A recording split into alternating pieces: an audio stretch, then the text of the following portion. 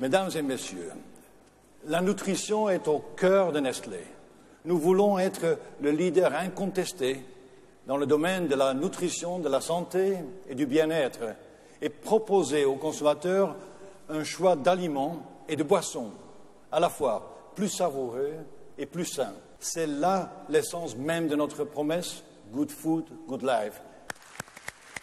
Good Food, Good Life, c'est faux. En fait, c'est de la com'. C'est pour dire nos aliments sont bons pour la santé et en les mangeant, vous serez vraiment en bonne santé. Et plus vous allez en manger, plus vous allez être en bonne santé. Il n'y a pas de bons aliments faits par l'industrie. Bons aussi, ils sont bons au goût, mais ils ne sont pas bons en composition.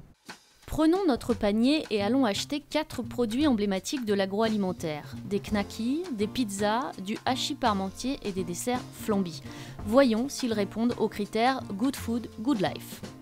Le produit qui est le plus emblématique chez Nestlé, ça va être les knackis Herta, puisque c'est un produit extrêmement familial. Mais les knackis, c'est vraiment une mayonnaise avec beaucoup de gras dedans et assez peu de viande. Donc en fait, c'est un produit que les enfants aiment bien parce que c'est mou, mais en réalité, c'est un produit d'un point de vue nutritionnel qui n'est pas très qualitatif.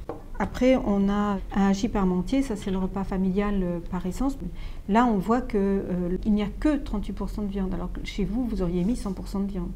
Et évidemment, avec 38% de viande seulement, ça veut dire que pour un enfant en croissance, pour une femme dont les besoins en fer sont très élevés, eh bien là, vous n'avez pas notablement de fer dans un plat comme ça. Ce sont des mini pizzas et là-dedans, en fait, il y a beaucoup de sel et il n'y a pas tellement de micronutriments. Il n'y a sans doute donc pas beaucoup de matière grasse dans la pâte, donc ça c'est plutôt bien. Néanmoins, il y a quand même 218 calories pour 100 grammes, et sachant que là-dedans, il y a 270 grammes. Ce type de produits-là, qui sont ce qu'on appelle nous les produits laitiers fantaisie, il faut absolument lire la composition, puisque là, on voit qu'il y a du sirop de glucose-fructose, et ça, moi, je ne peux pas le recommander non plus. C'est un substitut de sucre qui, physiologiquement, est accusé de maux, en particulier le syndrome métabolique, le diabète, etc.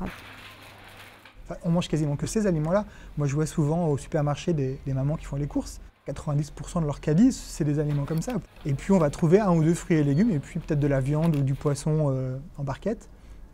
Voilà. Et donc ça veut dire que vraiment 90% de leur caddie, c'est de l'aliment de l'agroalimentaire.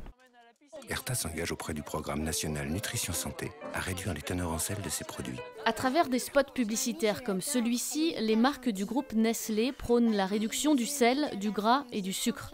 Le groupe répond ainsi aux exigences des chartes qu'il a signées afin de rassurer les consommateurs. Des entreprises comme Nestlé sont obligées de légitimer le contenu de leurs produits avec des chartes d'engagement et surtout avec des discours sur la réduction d'un certain nombre d'éléments dont on sait qu'ils sont nocifs pour la santé, à savoir le sel, le sucre et le gras.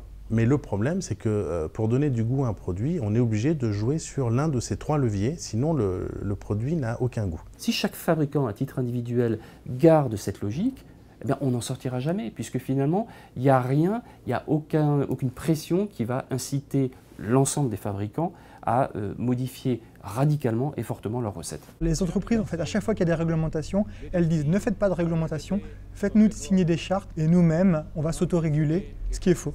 Elles n'ont jamais tenu leurs promesses, ou alors elles ont tenu leurs promesses à coût de 5% par an, et en gros, si on attend un siècle, on aura enfin un produit bon à consommer. Ces chartes, c'est vraiment de la poudre aux yeux, c'est vraiment un jeu de dupes.